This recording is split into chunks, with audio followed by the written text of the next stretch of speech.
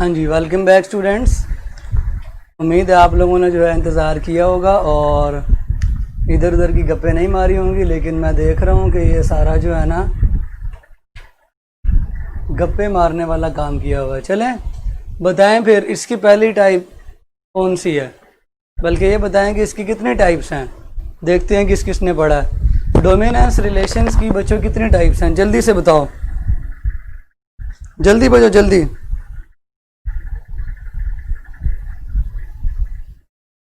Dominance relation की कितनी type है?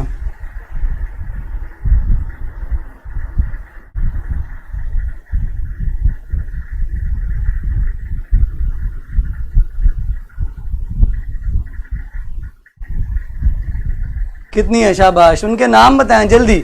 आज का टॉपिक मैं नहीं पढ़ाऊंगा, आज का टॉपिक आप पढ़ाएंगे मुझे। जल्दी करें, जल्दी बच्चों।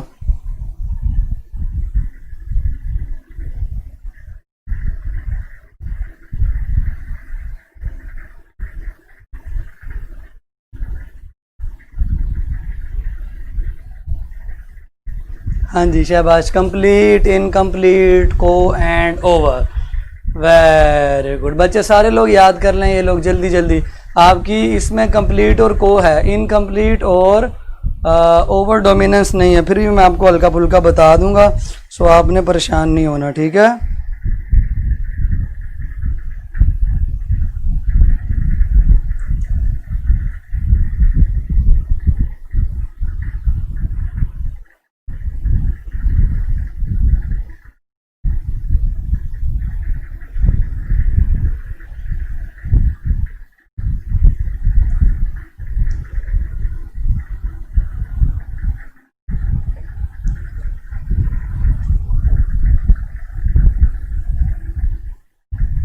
शाबाश शाबाश बच्चों, शाबाश।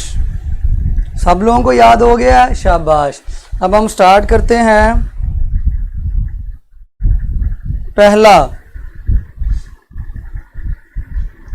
पहला इसका जो कॉन्सेप्ट है दैट इज कंप्लीट डोमिनेंस।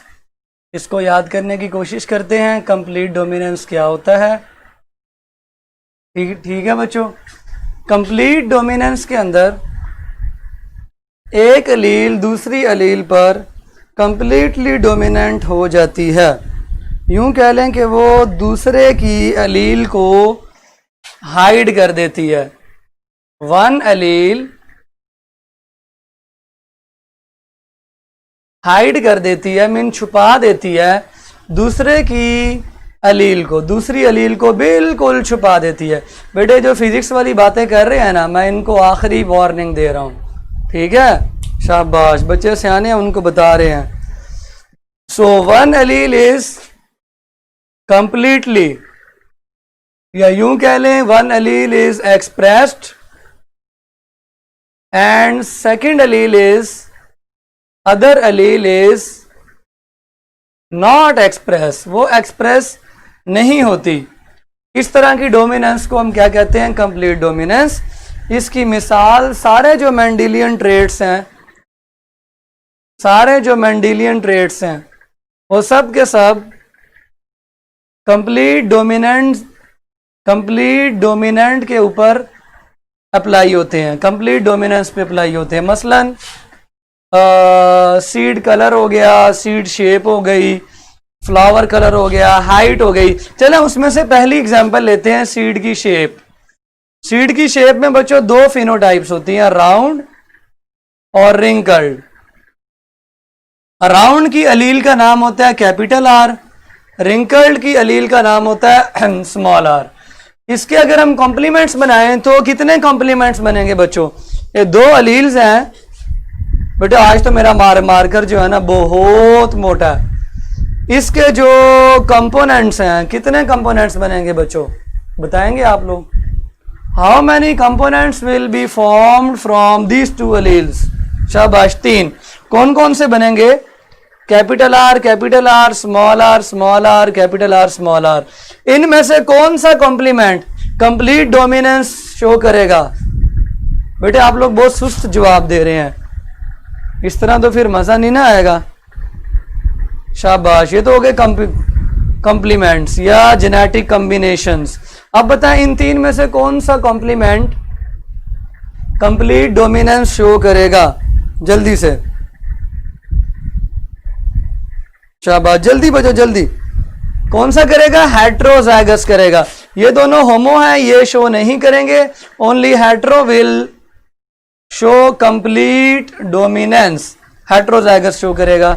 इनमें से ये जो आर है ये राउंड के लिए है और ये रिंकल्ड के लिए, लेकिन इस तरह के जो पौधे होंगे उनके बीजों की शक्ल कंप्लीट राउंड होगी, रिंकल्ड बिल्कुल भी नहीं होगी। सो इस तरह राउंड शक्ल उसके ऊपर कंप्लीट एक्सप्रेस हो गई। मजीद आप एग्जाम्पल देना चाहें तो दे सकते हैं, ठीक है।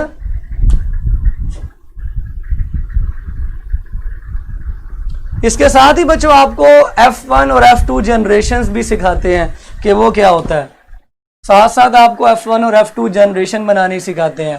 बेटा सबसे पहली जनरेशन होती है पेरेंटल, P1, पेरेंट्स जो होते हैं। आप पेरेंट ले लें एक राउंड को और उसका क्रॉस करा दें एक रिंकल के साथ। और इनमें भी दो तरह की टाइप्स होती हैं पेरेंट्स में, होमोजाइगस पेरेंट्स या हेट्रोजाइगस। ये जो दो पेरेंट्स हैं ये मेल ले लें, ये मेल ले लें और ये ले लें फीमेल, ये फीमेल ले लें। अब मुझे बताओ बच्चों, ये जो दो पेरेंट मैंने लिए हैं, माँ और बाप, अब्बू और अम्मी, क्या ये दोनों होमोजाइगस हैं या ये दोनों हेट्रोजाइगस हैं या इनमें से एक होमो और एक हेट्रो है? आज सारा आप लोग बताएंगे। हाँ जी, जल्दी बताएं जल्दी से।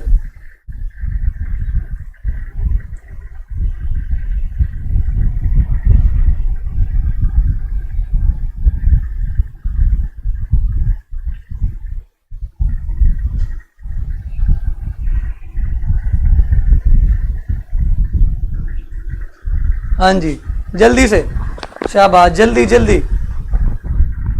दोनों होमो है। सो बच्चों होमो को आमतौर पर हम लोग ट्रू ब्रीडिंग भी कहते हैं, ट्रू ब्रीडिंग भी कहते हैं।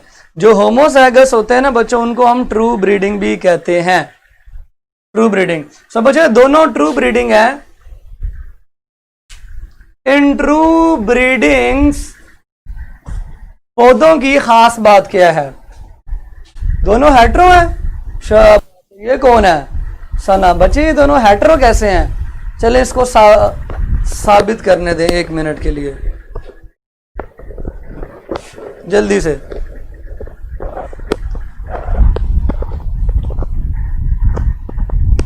ये कौन कौन कह रहा है?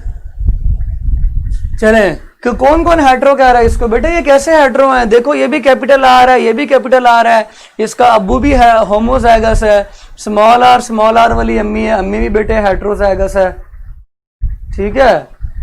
सो ये हेट्रो तो नहीं है बिल्कुल भी।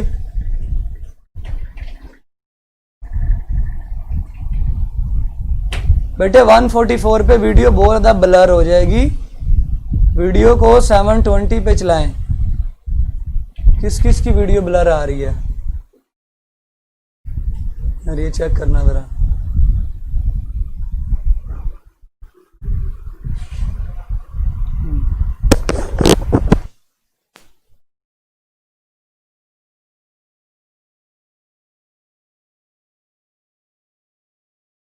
चलें, कौन हेट्रो कौन कह रहा था सर हम होमो? सर फिर होमो कैसे हुए? लो बेटे, होमो का मतलब बताओ बेटे मुझे आप, होमो का मतलब बताओ। सना होमो का मतलब बताओ, फिर आपको बताता हूँ होमो कैसे हुए। हाँ जी, होमो का मतलब बताओ जल्दी, अब सही होगी वीडियो। एम ही सेम, होमो का मतलब सेम। अब्बू की दोनों अलील्स सीड शेप के लिए सेम है, ये दोनों आपस में सेम है, सो ये होमोजाइगस अब्बू है, ठीक है। Homo mean same. अम्मी को देखते हैं, अम्मी होमो है कि नहीं? ये स्मॉल है, ये भी स्मॉल है, सो दोनों स्मॉल एक दूसरे के लिए आपस में तो सेम है ना। स्मॉल स्मॉल सेम नहीं होते क्या? तो पढ़ाते पढ़ाते रुक क्यों जाते हैं बेटे? वो ऐसे आ रहे होते हैं, क्या नाम है, कमेंट्स, वो कमेंट्स पढ़ने के लिए रुकना पड़ता है, नहीं तो बच्चे जो है ना रोला डाल देते हैं। सो अब समझ आ गई ये होमो कैसे हैं? दोनों अलील्स एक जीन के लिए सेम है, इसको इसके साथ ना करें। वो ट्रू ब्रीडिंग डोमिनेंट है, होमोजाइगस डोमिनेंट, ये होमोजाइगस रिसेसिव है। अब क्लियर होगा क्या? चलें जी, अब ये हम लोगों ने देखना है कि इनका क्रॉस है। अब आपको F1 जनरेशन बताते हैं क्या होता है, ठीक है। जब पेरेंट्स आपस में क्रॉस करते हैं ना, तो बच्चों ये मैं आप लोगों को समझा रहा हूं, हालांकि इतने बड़े लेवल पे चीजें समझाते नहीं है। जब भी आप दो पेरेंट्स को क्रॉस कराएंगे ना, तो पहला स्टेप गमीट्स फॉर्मेशन होगा। ये बच्चों जल्दी से कमेंट करें, पहला स्टेप हमेशा गमीट्स फॉर्मेशन होता है। लिखें, जब आप, बल्कि ये लिखें, क्रॉस में पहला स्टेप हमेशा गमीट्स फॉर्मेशन होता है। जल्दी से, पहला स्टेप हमेशा गमीट्स फॉर्मेशन। सो ये जो कैपिटल आर है, इसकी जो गमीट बनेगी, स्पर्म बनेंगे। इसमें पहला स्पर्म कैपिटल आर होगा, दूसरा स्पर्म भी क्या होगा, कैपिटल आर होगा। हम एक भी लिख सकते हैं क्योंकि दोनों एक जैसे हैं। इसमें एग बनेंगे, फीमेल में एग बनते हैं, सो इसका ये एग भी स्मॉल आर वाला होगा, ये एग भी स्मॉल आर। अब मुझे बताओ, मैंने जीन पेयर को अलग क्यों किया? मैंने जीन पेयर को सेपरेट कर दिया, अलील्स को सेपरेट कर दिया, अलील्स को सेपरेट कर दिया। क्यों किया? जो जवाब देगा ना उसको बच्चों मैं शाबाशी दूंगा। अलील्स को मैंने सेपरेट क्यों किया है? गमीट्स बनाते वक्त अलील्स को सेपरेट क्यों किया? आप बताएंगे, मैं नहीं बताऊंगा। जल्दी बताओ। मैं नहीं बताऊंगा, आप बताएंगे। मैंने अलील्स को बच्चों सेपरेट क्यों किया है? जल्दी से बताओ।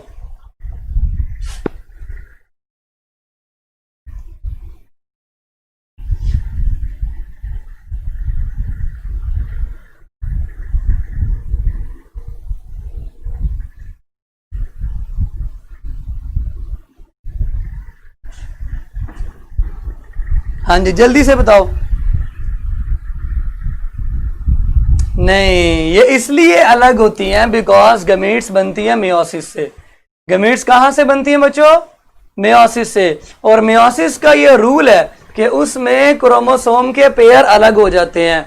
जब क्रोमोसोम का पेयर अलग हो जाता है, मैंने सेल साइकिल में पढ़ाया था, होमोलॉगस क्रोमोसोम का जो पेयर होता है वो अलग होता है। जब ये पेयर अलग होगा, ये अगर एक क्रोमोसोम है, ये दूसरा क्रोमोसोम है, इस पे ये आर है और इस पे बच्चों ये वाला आर है। जब ये अलग होंगे ना, तो ये आर इस स्पर्म में जाएगा, ये वाला आर दूसरे स्पर्म में जाएगा, और उनसे मजीद जो है ना वो 4 स्पर्म बनेंगे, तो ये मजीद भी अलग अलग हो जाएंगे। सो ये मियोसिस का कानून है कि जब मियोसिस होती है तो होमोलॉगस क्रोमोसोम का जो पेयर होता है ना वो अलग हो जाते हैं, और अलग होने के बाद जो जो उन क्रोमोसोम्स के ऊपर अलील्स हैं वो भी अलग हो जाती हैं। सो एक गमीट में एक अलील आती है, ये मैसेज करें। एक गमीट में एक जीन पेयर से एक अलील आती है। हमेशा एक गमीट में दोनों नहीं, हालांकि एग्जिस्ट नॉर्मली वो पेयर की फॉर्म में, लेकिन जब एग बनना होगा या स्पर्म बनना होगा, मीन गमीट बनने होगी, तो एक गमीट में कितनी अलील जाएगी? एक। दूसरी गमीट में दूसरी अलील जाएगी। ये आप लोगों को सेल साइकिल में पढ़ा दिया था।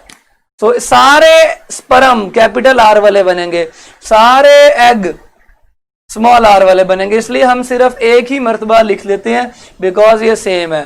अब आपको बताता हूं, जब ये एग इस स्पर्म के साथ मिलेगा तो इनकी होगी फर्टिलाइजेशन।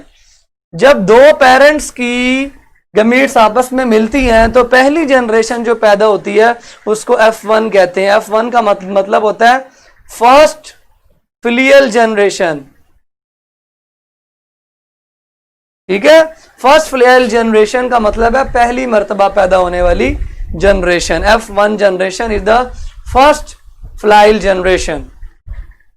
अब ये जो जनरेशन है, इसमें ये स्पर्म और ये एग मिलने से ज़ायगोट बन गया। ये ज़ायगोट है बच्चों, ये नया ज़ायगोट है।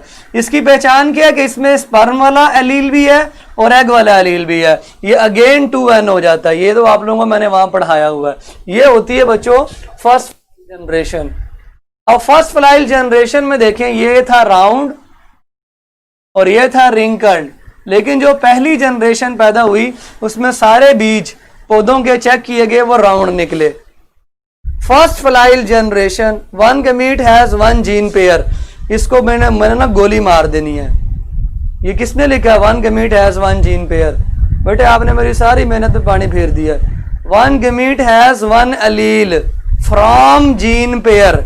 पेयर में से एक अलील एक गमीट में जाएगी, दूसरी अलील दूसरी गमीट में जाएगी। आपने फिर गमीट में पूरी जीन पेयर डाल दी। ज़ायगोट में जीन पेयर दोबारा से यूनाइट हो गया है। बच्चों यूनाइट क्यों हुआ? दोबारा से ये अलील्स यूनाइट हो गई, पेयर कंप्लीट हो गया, पेयर कंप्लीट हो गया। क्यों कंप्लीट हुआ? वजह? हाँ जी, यूनाइट क्यों हुआ? कोई बताएगा? शाबाश, फर्टिलाइजेशन से। स्पर्म और एग जब मिल गए तो उनके क्रोमोसोम दोबारा से पेयर बनाने के लिए तैयार हैं, दोबारा से वो क्या नाम है डिप्लॉयड हो गए हैं। लेकिन इसकी फिनोटाइप राउंड अपीयर हुई है, रिंकल्ड कहाँ गई?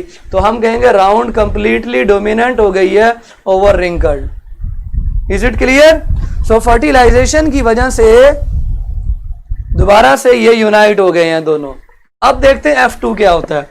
F2 तब पैदा होता है जब हम इसी जनरेशन में से दो पौधे उठाएं और आपस में क्रॉस करवा दें। जैसे P1 का P1 से कराया, अब F1 का F1 से कराएं।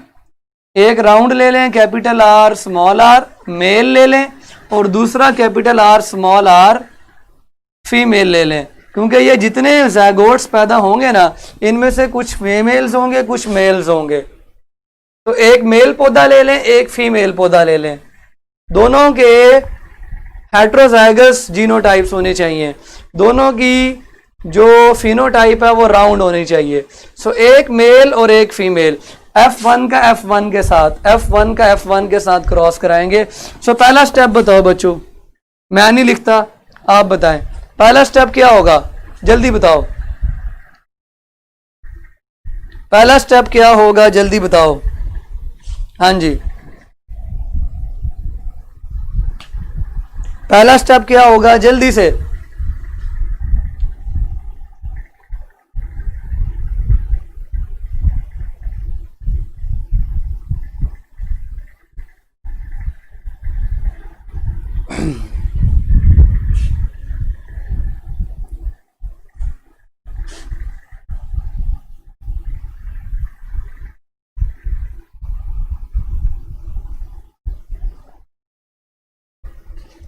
हाँ जी, सबसे पहले गमीट्स बनाए। ले बच्चों मैं गमीट्स का लिख रहा हूं यहां पे फॉर्मूला।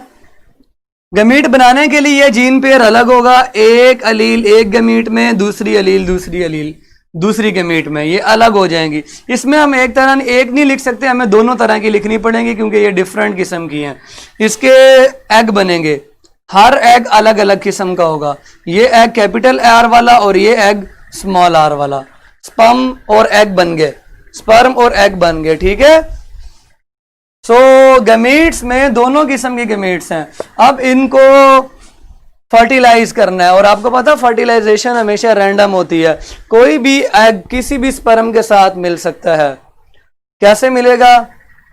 आपके लिए शॉर्टकट तरीका है कि आप डब्बा बना लें, स्पर्म को यहां पे लिख लें और एग्स को यहां पे लिख लें।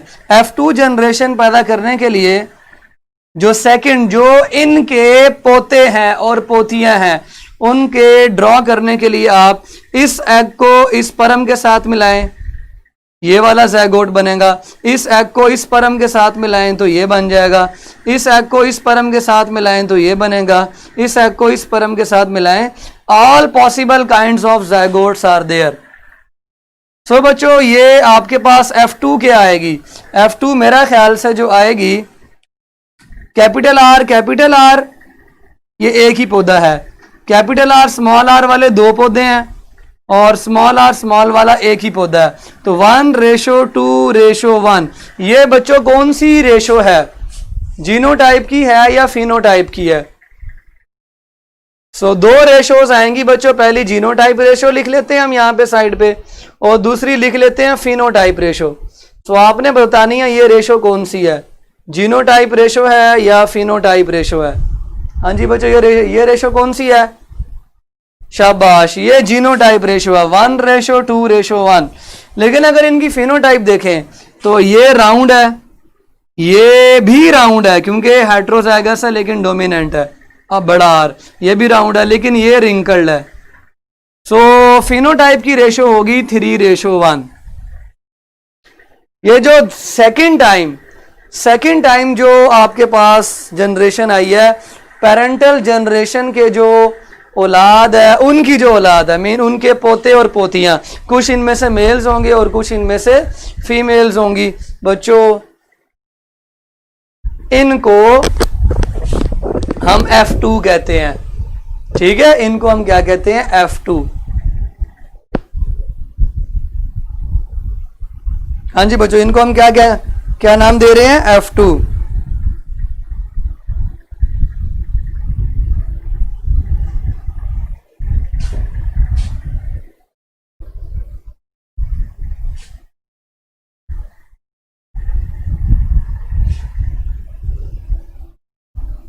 हाँ जी ठीक है बच्चों, इज इट क्लियर? ये नोट कर लिया आप लोगों ने। चलें, F1 F2 जनरेशन आपको बनाना आ गई हैं। अब हम चलते हैं कोडोमिनेंस के ऊपर। कोडोमिनेंस की एग्जांपल देखते हैं, बल्कि पहले डेफिनेशन देखते हैं फिर एग्जांपल देखेंगे, क्योंकि इनकम्प्लीट और ओवर आपकी सिलेबस में नहीं है। कोडोमिनेंस के अंदर हेट्रोजाइगोट जो है उसमें इंटरमीडिएट क्वांटिटेटिव एक्सप्रेशन होती है, लेकिन नहीं, इंटरमीडिएट नहीं होती, लेकिन उसमें क्या होता है, दोनों ही एक्सप्रेस हो जाती हैं। ठीक है, 3 राउंड होंगे 1 रिंकल, बिल्कुल। ये कौन पूछ रहा है? सर फिनोटाइप रेशो का मतलब है कि उनकी शेप कैसी होगी, ठीक है, क्योंकि राउंड 2 तरह के है ना, एक ये भी राउंड है और एक ये भी राउंड है। एक ये थे, 2 इस तरह के थे, तो 3 राउंड हो गए, और जो चौथा बचा बच्चों वो रिंकल्ड है। ले स्टूडेंट्स, कोडोमिनेंस के अंदर क्या होता है, जब दोनों अलील्स इंडिपेंडेंटली एक्सप्रेस हो जाती हैं। को के अंदर दोनों अलील, को मीन एक साथ, दोनों अलील्स इंडिपेंडेंट एक्सप्रेस होती हैं। Both alleles express independently.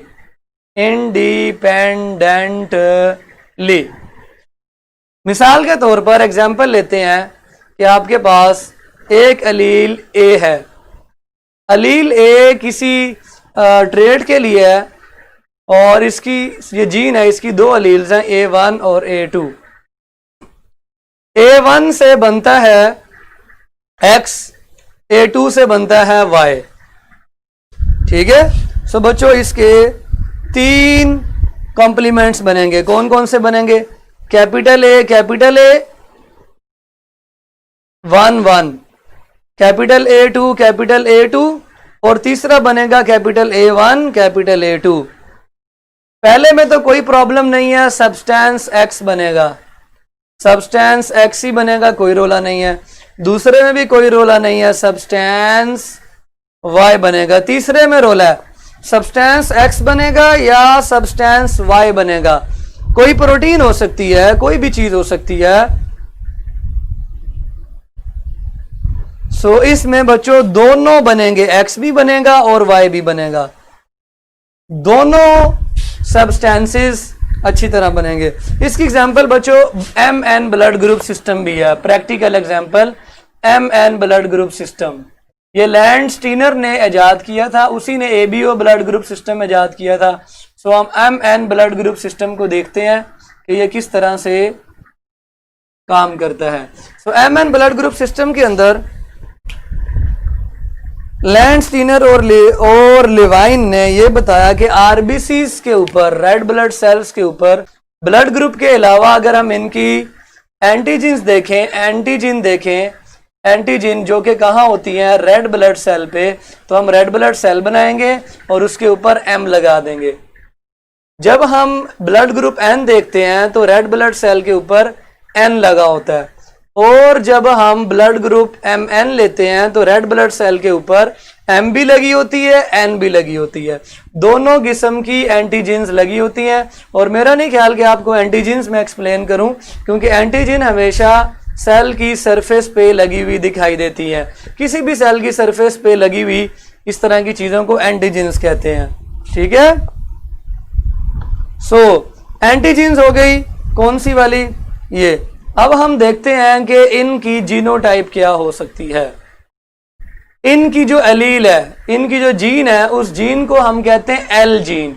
इसकी बच्चों दो तरह की एलील्स होती हैं, एक होती है LM और एक होती है LN। ये जो LM होती है ना, ये एंटीजन M पैदा करती है, और जो LN होती है ये एंटीजन N पैदा करती है। अब हम इनके कॉम्प्लीमेंट्स बनाएंगे तो हमारे पास बच्चों तीन तरह के कॉम्प्लीमेंट्स बनेंगे। एक बनेगा LM LM, दूसरा बनेगा LN LN, और तीसरा कॉम्प्लीमेंट बनेगा LM LN। सो जो ब्लड ग्रुप N होता है ना बच्चों, उनका कॉम्प्लीमेंट LM LM होता है, इसमें कोई प्रॉब्लम नहीं होती। और ब्लड रेड ब्लड सेल पे क्या नाम है, M एंटीजन एक्सप्रेस हो जाती है। LN LN में भी कोई प्रॉब्लम नहीं होती, रेड ब्लड सेल के ऊपर एंटीजन N एक्सप्रेस हो जाती है। लेकिन प्रॉब्लम कब आती है, जब एक अलील LM हो और दूसरी अलील LN हो, तो क्या होता है, देखो M वाली एंटीजन भी रेड ब्लड सेल पे लगी हुई है और N वाली एंटीजन भी ब्लड ग्रुप पे ब्लड सेल पे लगी हुई है। इससे फिनोटाइप क्या हो गई बच्चों, MN फिनोटाइप हो गई, ठीक है। सो अगर हम इनका क्रॉस चेक करें, क्रॉस थोड़ा सा इनका क्रॉस करवा के देखते हैं। अगर हम दो पेरेंट्स लें P1 male and female, P1 multiply by P1, एक हम मेल ले लें जिसका ब्लड ग्रुप M है, मिसाल के तौर पर LM LM, ये उसका फिनोटाइप है, ये ब्लड ग्रुप M, ये जीनोटाइप है, ब्लड ग्रुप इसका M है, ये मेल है। इसका क्रॉस करवाएं LN LN के साथ, ये फीमेल है, ये उसकी मम्मी है। अब इनका सबसे पहले गमीट बनेगा, गमीट बनने के लिए इसकी गमीट्स में LM आएगा सबके अंदर, और इसके एग्स के अंदर LN आएगा। जब इनकी फर्टिलाइजेशन होगी तो तमाम बच्चे हेट्रोजाइगोट्स पैदा होंगे जिनका जीनोटाइप LM LN होगा और ब्लड ग्रुप बेटे MN होगा, चाहे वो मेल हो चाहे वो फीमेल हो। ये फर्स्ट फलाइल जनरेशन है, दोनों मेल और फीमेल्स का ब्लड ग्रुप M और N होगा अगर उनके पेरेंट्स वाकई होमोजाइगस M और होमोजाइगस N होंगे, ठीक है। इज इट क्लियर स्टूडेंट्स, जल्दी से बताओ, इज इट क्लियर और नॉट, शाबाश, जल्दी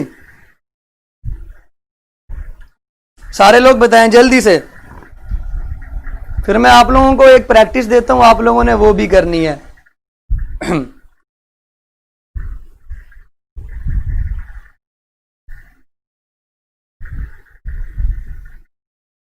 उनके पेरेंट्स हेट्रो, वही तो मैंने आपको देनी है अभी प्रैक्टिस के लिए, ठीक है।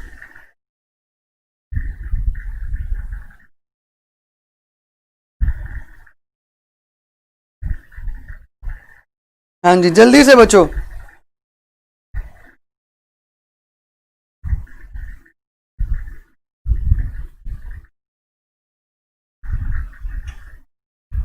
हाँ जी जल्दी, शाबाश, क्लियर हो गया।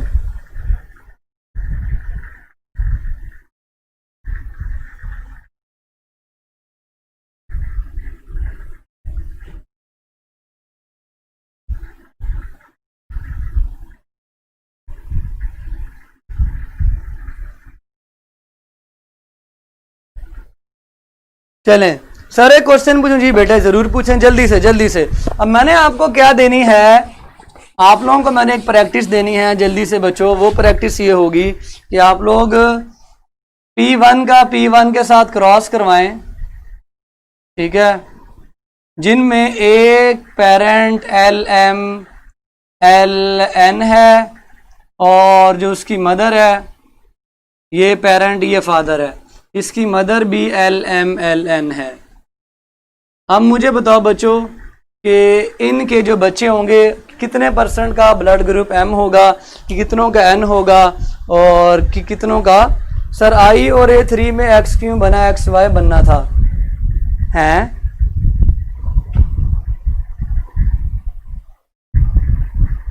कहाँ पे? A3 तो है ही नहीं है कहीं पे। A1 A1 A2 A2 A1 A2, आप A3 क्या कह रहे हैं? A1 A2 में बच्चे x और y दोनों बने हैं, ठीक है, क्योंकि कोई भी डोमिनेंट नहीं है। यही तो मैंने बताया, यही तो मैंने बताया। को डोमिनेंट का मतलब है कोई भी डोमिनेंट नहीं है, दोनों ने अपनी अपनी प्रोडक्ट बनानी है, x भी बनेगी y भी बनेगी, ठीक है। बायो का टेस्ट सिलेबस बता दीजिएगा बेटे। बता दिया है, रिप्रोडक्शन है, ठीक है। आज का टेस्ट सिलेबस रिप्रोडक्शन है, पूरा रिप्रोडक्शन का यूनिट, जो कुछ भी हमने उसमें वो सारा। हाँ जी, क्या कुछ बनेगा? 1 to 1, 1 to 1 ना बताएं कि कितने परसेंट कौन, कितने परसेंट कौन, कितने परसेंट, ठीक है। m कितने, n कितने और mn कितने, ये बताएं। m कितने, n कितने और mn कितने, ये बताएं। बेटे 1 to 1 का नहीं मुझे पता चल रहा, आप बताएं। 1 mn 2 m, इस तरह करके बताएं अगर रेशो बताने हैं। m 25%, अच्छा n 25% और 50-50, ना 50-50 नहीं है, mn 50। चलें चेक करते हैं। इनकी बच्चों गमीट्स बनेंगी पहले। गमीट्स, फादर की गमीट दो तरह की होंगी, LM भी होंगी और LN। मदर की गमीट भी दो तरह की होंगी, LM भी होंगी LN भी होंगी। जब फर्टिलाइजेशन होगी तो हम इधर लिख लेंगे एग्स, इधर लिख लेंगे स्पर्म्स। LM का LM के साथ जब क्रॉस होगा, फर्टिलाइजेशन होगी तो ये पैदा होगा। LM का LN के साथ होगा तो ये पैदा होंगे। LN का LM के साथ होगा, फिर से ये पैदा होंगे।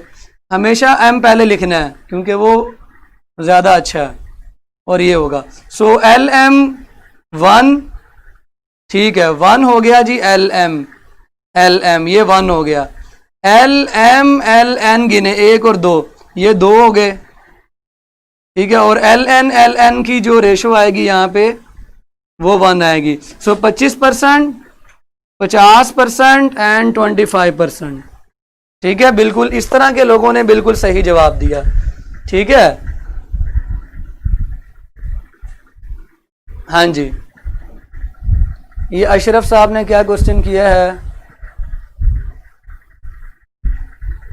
जीनोटाइप 50-50, ना बेटे 25-50-25, 1:2:1, ये आंसर होगा, ठीक है।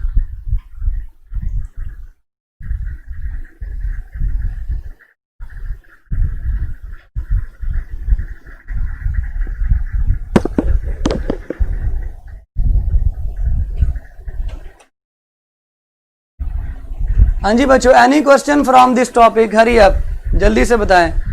Have you any question from this topic? नहीं? चलें, तो म्यूटेशन का टॉपिक यहाँ पे दोबारा से आ रहा है, उसको हम एक बार रिवाइज कर लेते। मैंने पढ़ाया था म्यूटेशन या नहीं पढ़ाया था बच्चों? बच्चों क्या मैंने म्यूटेशन पढ़ाया था? म्यूटेशन क्या होती है? Change in DNA, change in DNA, alleles, genes या किसी भी डीएनए लेवल पर चेंज आ जाए तो बच्चों इसको कहते हैं म्यूटेशन। ये तो आप लोगों ने पढ़ा हुआ ना बचपन से ही। लेकिन हम देखते हैं कि ये जो चेंजेस होती हैं ये 2 तरह की होती हैं। बड़े लेवल पर जो चेंज होती है उसको हम कहते हैं क्रोमोसोमल एबिरेशंस, ठीक है। और जो छोटे लेवल पर चेंजेस आती हैं उनको हम कहते हैं बच्चों पॉइंट म्यूटेशंस।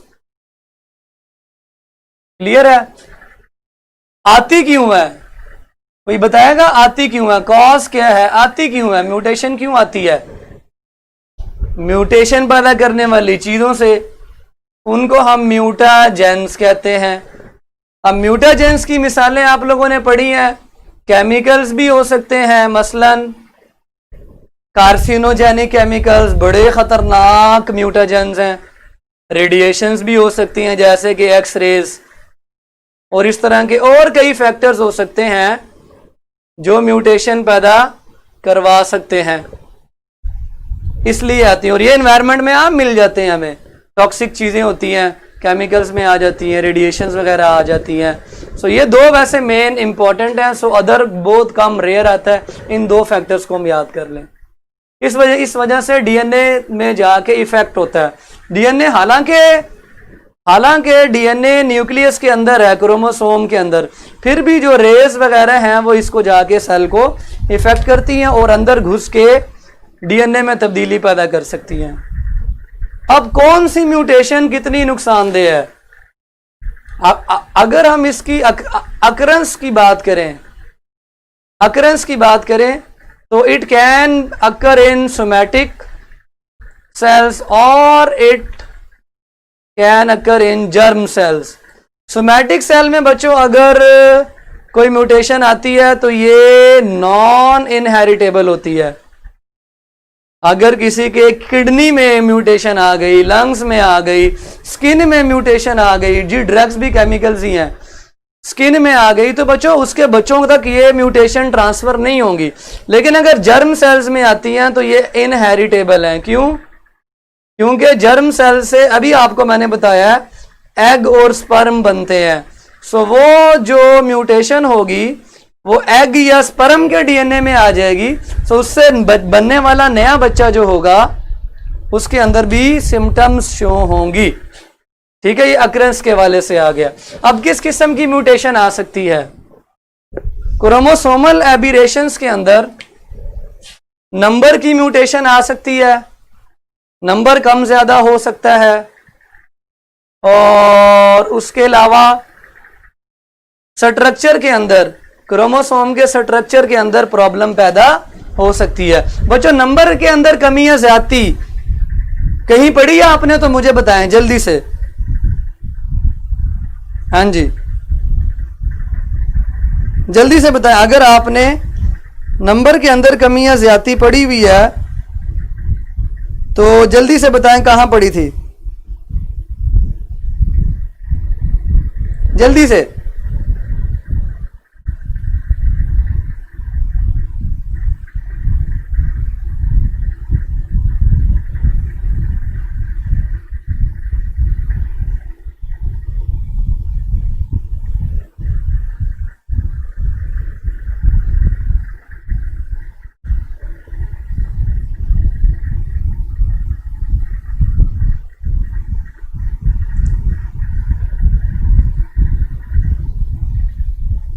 हाँ जी, शाबाश, सिंड्रोम पढ़े थे। लेकिन आप याद रखें, आपको इसमें मैं दो तरह की चेंजेस बताता हूं। एक होती बच्चों यूप्लॉइडी, ट्रू आपने हैप्लॉइड डिप्लॉइड पढ़ा ना, वो हैप्लॉइड डिप्लॉइड नंबर को शो कर रहा होता है। आपने पढ़ा है जी 1n जो होता है वो एक सेट ऑफ क्रोमोसोम को कहते हैं, 2n दो सेट ऑफ क्रोमोसोम को कहते हैं। ठीक है, इन सेट्स के अंदर अगर एडिशनल सेट आता है तो वो ट्रू नंबर चेंज करता है, या फिर एन यूप्लॉइडी, इसमें एक क्रोमोसोम कोई एक्स्ट्रा आ जाता है तो उसको हम कहते हैं, मसलन मोनोसोमी हो जाती है। मोनोसोमी कहीं पे एक क्रोमोसोम के बजाय डाइसोमी हो जाएगी, कहीं पे ट्राइसोमी हो जाएगी। हमने ट्राइसोमी और मोनोसोमी पढ़ा है। डाइसोमी आमतौर पर नॉर्मल होती है इसलिए हम इसको शो ही नहीं करते। ठीक है, मोनोसोमी, ट्राइसोमी, टेट्रासोमी। आपसे क्वेश्चन है डायसोमी नॉर्मल क्यों होती है? Why disomy is normal? हाँ जी, जल्दी से बताओ, डायसोमी नॉर्मल क्यों होती है? बेटा ये चैप्टर तो, ये टॉपिक कहीं और पे है लेकिन आपके सिलेबस में यहां पे है, इसलिए यहां पे मुझे मजबूरन करवाना पड़ रहा है। हाँ जी, डायसोमी नॉर्मल क्यों है? क्योंकि आपको मैंने बताया हर नंबर के हमारे पास दो दो क्रोमोसोम है। अगर किसी का एक्स्ट्रा आ जाता है तो ट्राइसोमी है, किसी का मिस हो जाता है तो मोनोसोमी है, दो एक्स्ट्रा आ जाते हैं तो टेट्रासोमी हो जाती है।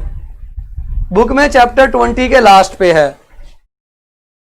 ठीक है, लेकिन ये नहीं मिलेगा आपको जो मैं आपको बता रहा हूं। तो डायसोमी नॉर्मल क्यों है बच्चों बताएं? क्योंकि हर क्रोमोसोम दो दफा होता है। यूप्लॉइडी में ट्रिप्लॉइडी आ जाती है, ट्रिप्लॉइडी। समटाइम क्रोमोसोम 2n के बजाय 3n हो जाता है, पूरा सेट एक्स्ट्रा आ जाता है। मोनोसोमी होती है 2n-1, 2n में से एक क्रोमोसोम निकल गया। ट्राइसोमी होती है 2n+1, टेट्रासोमी होती है 2n+2, यानी एक आधा क्रोमोसोम कम या ज्यादा हो रहा है, नंबर के अंदर तब तब्दीली आ रही। पूरा सेट ज्यादा हो रहा है तो 3n हो जाता है, ठीक है, मतलब पूरा सम, ठीक है। डाइसोमी नॉर्मल है। स्ट्रक्चर के अंदर तब्दीलियां आती हैं, एडिशन हो जाती है। एडिशन कैसे? ये क्रोमोसोम है, इसके ऊपर एक और पार्ट आके लग गया है। डिलीशन हो जाती है, कोई पार्ट कट गया क्रोमोसोम की, ये बाजू कट गई, या कोई पार्ट इनवर्स हो गया, ठीक है, मीन उलट हो गया, या फिर कोई पार्ट ट्रांसलोकेट हो गया। ट्रांसलोकेट मीन यहां से उठ के किसी और क्रोमोसोम पे जाके लग गया, उसको हम कहते हैं ट्रांसलोकेशन, ठीक है। एडिशन की एग्जांपल देखें, ये क्रोमोसोम है, ये एक्स्ट्रा हिस्सा मैंने इसके ऊपर ला के दिखाया है। डिलीशन के अंदर ये पूरा क्रोमोसोम था, मैंने काट दिया, मैंने बच्चों काट दिया। इनवर्जन के अंदर क्रोमोसोम उलट हो जाता है, इतना हिस्सा उलट हो गया, ये ऐसे आने के बजाय ऐसे आ गया। ट्रांसलोकेशन में क्रोमोसोम का एक टुकड़ा किसी और क्रोमोसोम पे जाके लग जाता है, लोकेशन चेंज हो गई, इसे कहते हैं ट्रांसलोकेशन। ये क्रोमोसोम लेवल पर तब्दीलियां आ रही हैं, इन्हें क्रोमोसोमल एबिरेशंस कहते हैं।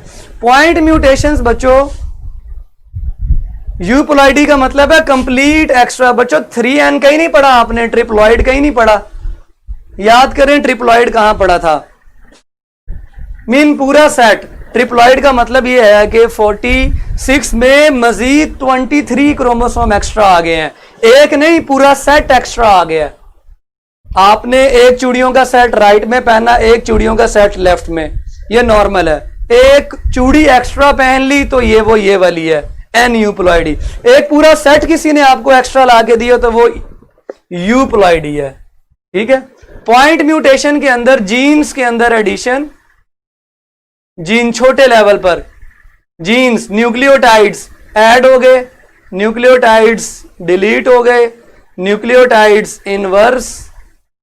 इनवर्स हो गए, या न्यूक्लियोटाइड्स ने अपनी जगह चेंज कर ली, ट्रांसपोजिशन का शिकार हो गए। ये बहुत आसान सा है। फॉर एग्जाम्पल ये ए है, ये बी है, ये सी है। अगर यहां पे एक एक्स्ट्रा बी आ जाए तो ये एडिशन है, और ये वाला बी रिमूव हो जाए तो ये डिलीशन है। इन्वर्ट हो जाए, ए बी सी के बजाय सी बी ए हो जाए तो ये इन्वर्जन है। ट्रांसपोजिशन, यहां की एक न्यूक्लियोटाइड या बेस उठकर कहीं और चला जाए तो वो ट्रांसपोजिशन है, ठीक है बच्चों। यस, डबल पोलिनेशन में पढ़ा था, ठीक है बच्चों। आसान सी बातें थी, ये इतनी ज्यादा कोई लंबी चौड़ी नहीं थी। एक छोटा सा वर्ड लिखा हुआ था आपके सिलेबस में, म्यूटेशन, मैंने एक्सप्लेन करके आपको सारा पढ़ा दिया। इंशाल्लाह बच्चों अगर कोई प्रॉब्लम हुई तो इसको कल डिस्कस कर लेंगे। कल तक के लिए अपना ख्याल रखें और मुझे इजाजत दें। अगर म्यूटेशन में से कोई मसला है तो कल मैं आपको आते ही क्लियर करवा दूंगा। रिप्रोडक्शन के टॉपिक को अच्छी तरह याद करें, शाम को टेस्ट होगा। अल्लाह हाफिज।